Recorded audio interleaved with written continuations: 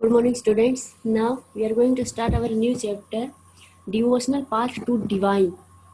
Chapter number 8 लिया है मैंने हिस्ट्री का, और ये लास्ट वन चैप्टर ही है कि हिस्ट्री में हमारे 10 चैप्टर, उसमें से 5 करवाने वाली हूँ आप लोगों को। तो ये 5th वन चैप्टर है हमारा, डिवोशनल पाथ टू डिवाइन। वैसे हमारे टेक्स्ट बुक का ये चैप्टर नंबर 8 है, बट ये इम्पोर्टेंट है, इसलिए आप लोगों को ये चैप्टर मैं करवा रही हूँ। Devotional path to divine, devotional path, what is the meaning of devotional? Devotional मतलब जो भक्ति से जुड़ा हुआ हो, यानी कि भगवान के रास्ते पर चलना, भगवान को मानना और उसे गॉड को अपना समर्पित कर देना। पाथ मीन्स रास्ता, टू डिवाइन, डिवाइन मतलब स्वर्ग, स्वर्ग की तरफ जाना। ये मोक्ष की प्राप्ति होती, कहते हैं ना सब कि भक्ति करते हैं या पूजा पाठ करते हैं तो मोक्ष की प्राप्ति होती है। वही सब कुछ है डिवोशनल पाथ टू डिवाइन, यानी कि भक्ति के मार्ग पर चलकर मुक्ति पाना। Since the 8th century, the legacy of various kinds of bhakti and Sufi movements have evolved. 18th century में काफ़ी सारे अलग अलग तरह के भक्ति और सूफी मूवमेंट्स जो थी वो स्टार्ट हुए। सबसे पहले the ideas of a supreme God, supreme God का जो आइडिया सबसे पहले है, सुप्रीम मतलब सबसे बड़ा गॉड, जो आइडिया जाए। Before the existence of large kingdoms, different groups of people worshipped their own gods and goddess. Large kingdom, जो बड़े बड़े लार्ज किंगडम थी, वो जब टूटकर छोटे छोटे पार्ट्स में डिवाइड हो गए, यानी कि उनके राजाओं ने अपने आप को इंडिपेंडेंस घोषित कर लिया, उस टाइम पर अलग अलग ग्रुप के लोगों ने अपने अलग अलग भगवान को मानना शुरू कर दिया। देवी और देवताओं दोनों आते, इसमें गॉड मतलब देवता एंड गॉडेस मतलब देवी। तो सब लोगों ने अपने अकॉर्डिंग, जिसमें वो बिलीव करते थे, जिसको वो मानते थे, उस देवी देवता को उन्होंने मानना शुरू कर दिया। The belief that social privilege came from birth in a Nobel family, वो विश्वास, बिलीफ मतलब विश्वास, वो विश्वास जो उनको बर्थ से मिला हुआ है। नोबल फैमिली जो होती थी या हाई कास्ट फैमिली जो होती थी, उनको जो बर्थ से जो राइट्स मिले हुए थे, या उनको बर्थ से जो विश्वास उनका जो चलता आ रहा था, मैनी लर्न टेक्सटेड, वो टेक्स्ट में पढ़ा भी है हमने काफी जगह कि उनको जो बर्थ राइट्स मिले हुए थे वही कंटिन्यू चल रहे थे। Many people were uneasy with such ideas and turn to the teaching of the Buddha और द जैनिज। कुछ लोग इन आइडियाज जो चल रहे थे ना, नोबल फैमिलीज वाले तो जिसको मानते थे, हाई कास्ट वाले जिस अपने भगवान को मानते थे उसी को मान रहे थे, वो तो कंटिन्यूस चल रहे थे। बट कुछ ऐसे लोग थे जो इजीली इन आइडियाज को अपना नहीं पा रहे थे, इसलिए उन्होंने बुद्ध और जैन धर्म की तरफ आग्रह किया या उसकी तरफ आगे बढ़े। Other felt attracted to the ideas of supreme god who could deliver humans from such bondages, it's approached with devotions और भक्ति। उन्होंने क्या किया कि अदर जो थे वो फेल्ट यानी कि महसूस कर रहे थे कि वो सुप्रीम गॉड, बड़े भगवान से, यानी कि जो सबसे बड़ा जो भगवान होता है उससे वो जुड़े, और उन्होंने ही ह्यूमंस को डिलीवर किया है कि भक्ति के मार्ग पर चलने के लिए लोगों को एक सच्चा रास्ता उन्होंने दिखाया है। Gods and goddess worshipped in different areas came to be identified with Shiva, Vishnu और दुर्गा। नॉर्मली उस टाइम पर जो अलग अलग एरियाज में जो देवता जिनको सबसे ज्यादा पूजा जाता था, शिव, विष्णु और दुर्गा माता थी। द आइडियाज ऑफ भक्ति became so popular that even Buddhist and Jainis adopted these belief। जो भक्ति का जो आइडिया था वो और भी ज्यादा पॉपुलर कब हुआ, जब बौद्ध धर्म और जैन धर्म जब लोगों के सामने आने लगे, लोग उसको अपनाने लगे, उस टाइम पर ये भक्ति का मार्ग और ज्यादा फेमस हो गया। A new king kind of bhakti in South India, Nayanars and Alvars. South India में एक नई धारा का जन्म हुआ, भक्ति धारा का, उनका नाम दिया गया Nayanars and Alvars. The 17th to 19th century saw the emergence of new religious movement। 17 से लेकर 19th century तक एक नया धार्मिक मूवमेंट देखने को मिला, लीड बाय द नयनाराज, संत devotee to Shiva, and Alvars, संत devotee to Vishnu.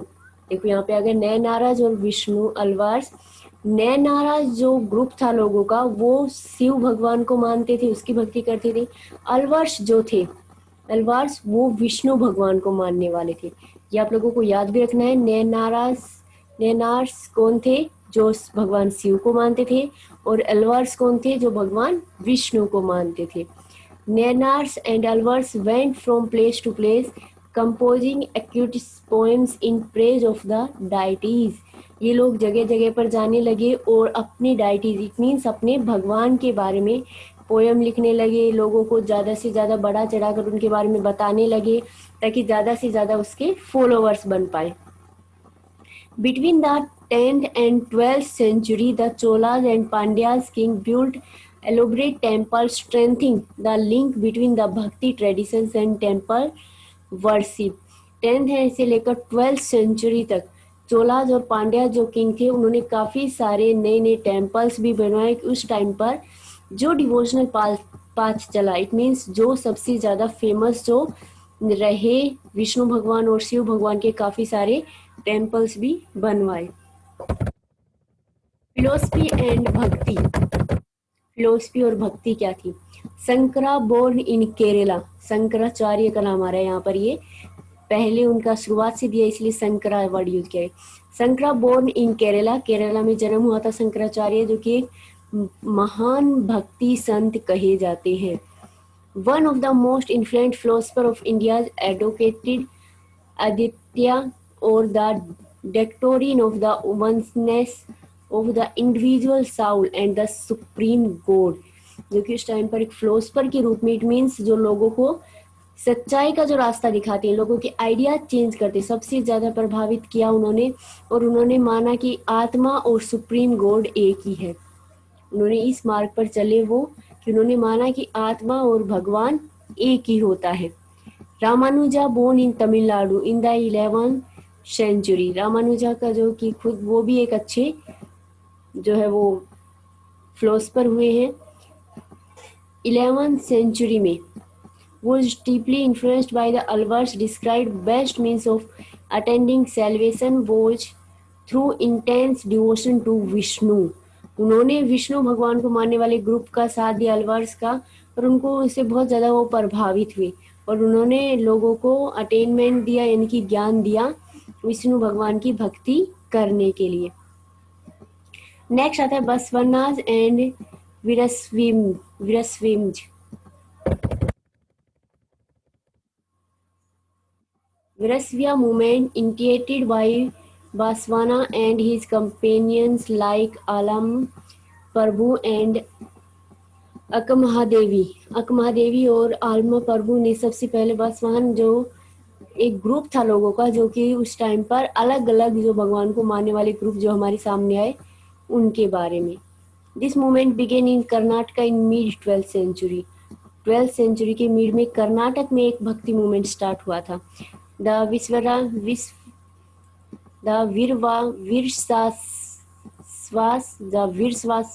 argued strongly for the equality of all human beings and against Brahminical ideas about caste and the treatments of women. किसके इनका आर्ग्यूमेंट क्या था? ये क्या चाहते थे? स्ट्रांगली इक्वलिटी चाहते थे कि सभी व्यक्ति समान होनी चाहिए। ब्राह्मण लोगों ने जो कास्ट सिस्टम जो बना रखा है, लोअर कास्ट अपर कास्ट, वो सिस्टम खत्म किया जाना चाहिए और वुमेन को भी अच्छी तरह ट्रीट किया जाना चाहिए, यानी कि उनके साथ किसी तरह का कोई भेदभाव नहीं होना चाहिए। The saint of Maharashtra, Maharashtra में कौन कौन से संत हुए? From the 13th to the 17th century, Maharashtra saw a great number of saint poets.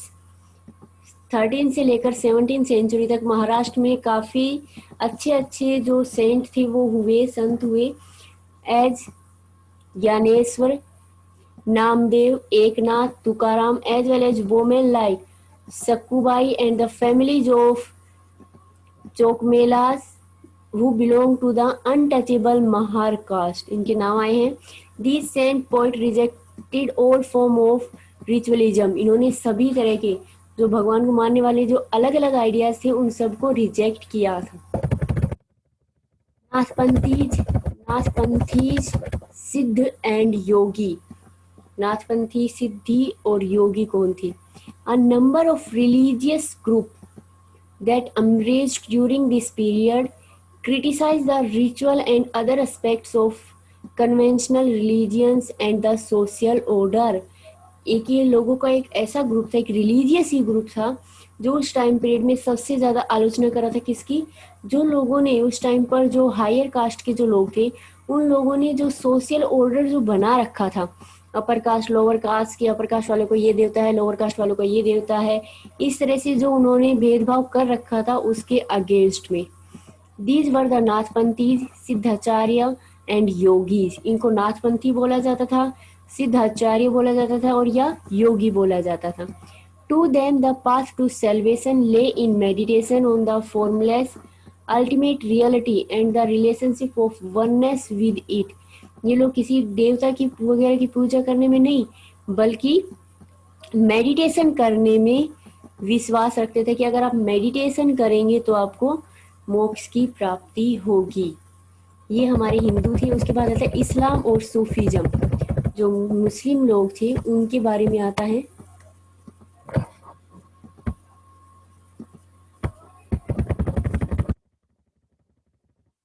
Islam and Sufism. Sufism were Muslims mystic who rejected outward religiosity and emphasized love and devotions to God and compassion towards all fellow human beings.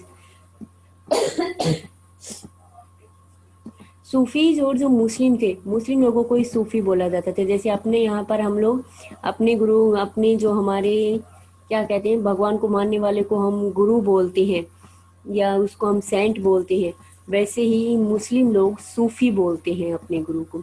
तो Sufi were Muslim mystic who rejected outwards religiosity and emphasized love and devotion to God and compassion towards all fellow human beings।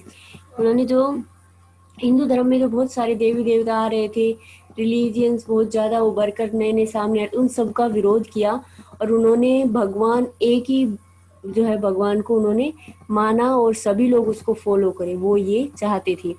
In the 8th and 19th century, religious scholars developed different aspects of holy law, shariat and theology of Islam. 18 से 19 century में religious जो scholars हुए, जो religions को आगे बढ़ाना चाहते थे, उन लोगों ने काफ़ी अलग अलग होली जो यानी कि कानून बनाए, अलग अलग तरह के कानूनों का निर्माण किया, पवित्र कानूनों का, कि अगर आप लोग इस तरह से जो है धर्म की पालना करेंगे तो आपको मोक्ष की प्राप्ति होगी या भगवान मिलेंगे। The sufi often rejected the elaborate ritual means मूर्ति पूजा, इलोबरेट किया, उसको रिजेक्ट किया मूर्ति पूजा को, and code of behaviour demanded by Muslim religious scholar. और उन्होंने कहा, क्या कहा, किसके लिए डिमांड की? जो मुस्लिम जो स्कॉलर्स हैं, इट मीन्स जो मुस्लिम जो सूफीज हैं, उनको उनके साथ अच्छे से बिहेव किया जाए या उनको माना जाए, सब उनकी बातें माने, इसकी डिमांड की उन्होंने। A large number of Sufi from Central Asia settled in Hindustan from the 11th century onwards। बहुत सारे सूफी संत 11th सेंचुरी में सेंट्रल एशिया से हिंदुस्तान यानी कि इंडिया में आकर सेटल्ड हो गए थे। The Sufi masters had their assemblies in their khanqahs और होस्पेक्स। उनकी जो पूजा करने की जो जगह होती थी, जहाँ वो जो अपनी जिस तरह से पूजा वगैरह करते हैं भगवान से, वहाँ पर वो अपनी असेंबलीज करते थे। New religious development in north India. North India में नया रिलीजियंस कौन से आए? The period after the 13th century saw a new wave of the bhakti movement in north India. North India में 13th सेंचुरी का जो पीरियड था, यानी 13th सेंचुरी में नॉर्थ इंडिया में एक नए भक्ति मूवमेंट की शुरुआत हुई। People, especially craft persons, peasants, traders and laborers, thronged to listen to these new saints and spread their ideas। Specially कौन से? क्राफ्ट पर्सन्स, जो हाथों से काम करने वाले जो लोग थे, फार्मर्स, ट्रेडर्स और लेबर्स, जो कि इन बातों की जो संत हुए, जो हमारे भक्ति मूवमेंट के जो संत हुए, उनकी बातें सुनने लगे और उनके आइडियाज जो स्प्रेड फैलने लगे, उनको मानने लगे थे। Of them like Kabir and Baba Guru Nanak rejected all orthodox religious।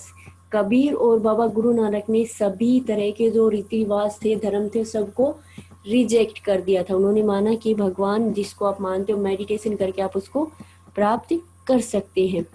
Other like Tulsidas and Surdas accepted existing belief and practices but wanted to make these accessible to all। दूसरे तुलसीदास और सूरदास भी हुए, उन्होंने भी भक्ति मार्ग को अपनाने के लिए कहा, लोगों को कहा, बट उनके अकॉर्डिंग सब व्यक्ति समान है। वो किसी कास्ट बेस पर या कोई व्यक्ति दूसरे रिलीजन का हो तो वो उनका रिलीजन अपना सकता है। सबके लिए उन्होंने इक्वल रखा कि कोई भी उनके विचारों को ग्रहण कर सकता है। These traditions also included saint like Dadu Dayal, Ravidas and Mirabai. इन्हीं में ही दादू दयाल, रविदास और मीराबाई आते, क्योंकि इन लोगों ने भी लोगों के अंदर अपने आइडिया, जो उनके आइडियाज थे भक्ति से रिलेटेड, उनको बढ़ाया और लोगों को भक्ति के मार्ग पर चलने के लिए अग्रसर किया। A unique feature of most of the saint in that their work for composed in regional languages and could be sung। ये लोग जिस संत को यानी कि मानते थे और लोगों को समझाने का कि उनकी रिलीजियन जो लैंग्वेज है, रीजनल, उनकी जो ओन लैंग्वेज है, लोगों की जो यानी कि संस्कृत में नहीं, क्योंकि एंशिएंट टाइम में सब वर्ड संस्कृत में होता था, बट ये लोग उनकी जो रीजनल लैंग्वेज है, आम बोलचाल की जो भाषा है, उस भाषा में ही लोगों को गाकर पोएम के बारे में या भजन गाकर लोगों को सिखाते थे। अ क्लोजर लुक कबीर, कबीर के ऊपर एक छोटी सी इंफॉर्मेशन दी गई है। Kabir, who probably lived in the 15th-16th century, was one of the most influential saints। सबसे ज़्यादा फेमस संत जो माने जाते हैं कबीर दास 15th-16th सेंचुरी में हुए। He composed vast collection of verses called Sakhi and Pads, which was sung by wandering bhajan singers। इनके जो साखी और पद हैं, उन पद में इसने काफ़ी सारे अच्छे अच्छे भजन भगवान के प्रेज में गाए और लिखे हैं। This teaching openly ridiculed all form of external worship. इसने बाहर की हर तरह के जो देवी देवता को माने उसको सबको रिजेक्ट किया। इन्होंने माना सिर्फ भगवान एक है और वो हमारे अंदर ही बसे हुए हैं। A closer look, Baba Guru Nanak. Baba Guru Nanak 1469 to 1539, born and Talwandi and travelled widely before establishing a center at Kartarpur. काफ़ी इन्होंने ट्रैवल किया, तलवंडी में इनका जन्म हुआ था और काफ़ी लंबा ट्रैवल करने के बाद करतारपुर में आकर ये बस गए थे। Before his death in 1539, Baba Guru Nanak appointed one of his follower as his successor known as Guru Angad. इन्होंने धर्म की स्थापना की, लोगों को धर्म के बारे में बताया, तो अपनी डेथ से पहले इन्होंने अपने एक फॉलोवर्स को अपनी जगह पर बैठा दिया, मतलब अपना उत्तराधिकारी बना दिया गुरु अहंगद को। Guru Angad complete the compositions of Baba Guru Nanak and added a new script known as Gurmukhi. Guru Angad ने भी उनके जो गुरु नानक देव की थी उनकी शिक्षाएं जो है अच्छी तरह से उनका पालन किया और उन्होंने एक नई स्क्रिप्ट, नई बुक लिखी, एक बुक बनाई जिसमें गुरु नानक जो बाबा गुरु नानक ने जितने भी उपदेश दिए, वो जितनी भी शिक्षाएं दी उसमें रखी, उसका नाम रखा गुरुमुखी। उस बुक का नाम गुरुमुखी रखा गया। The number of Baba Guru Nanak followers increase through the 16th century under his successor. 16th century में काफ़ी सारे गुरु नानक जो फॉलोअर्स थे वो बहुत ज़्यादा बढ़ने लगे। By the beginning of the 17th century the towns of Ramdaspur Amritsar में has developed around the centre gurdwara called Harmandar Sahib golden temple. Amritsar में गोल्डन टेम्पल भी बनाया गया, उसी टाइम पर ये सिख लोगों ने बनाया था। The Sikh movement began to get politicized in the 17th century. Sikh movement ने जो है 17th सेंचुरी में एक पॉलिटिकल राजनीतिक रूप ले लिया था। Guru Nanak emphasise the importance of the worship of one God. Guru Nanak एक ही भगवान को मानते थे, वो चाहते थे कि सभी लोग सिर्फ एक भगवान को importance they. He instead that case caste creed और जेंडर वो रिलेटेड फॉर अटेंडिंग लिबरेशन। वो किसी तरह का कोई भेदभाव नहीं चाहते थे, कोई भी व्यक्ति हो वो उनकी शिक्षाएं ग्रहण कर सकता था। ये हमारा चैप्टर था, कंप्लीट हुआ। Okay, thank you.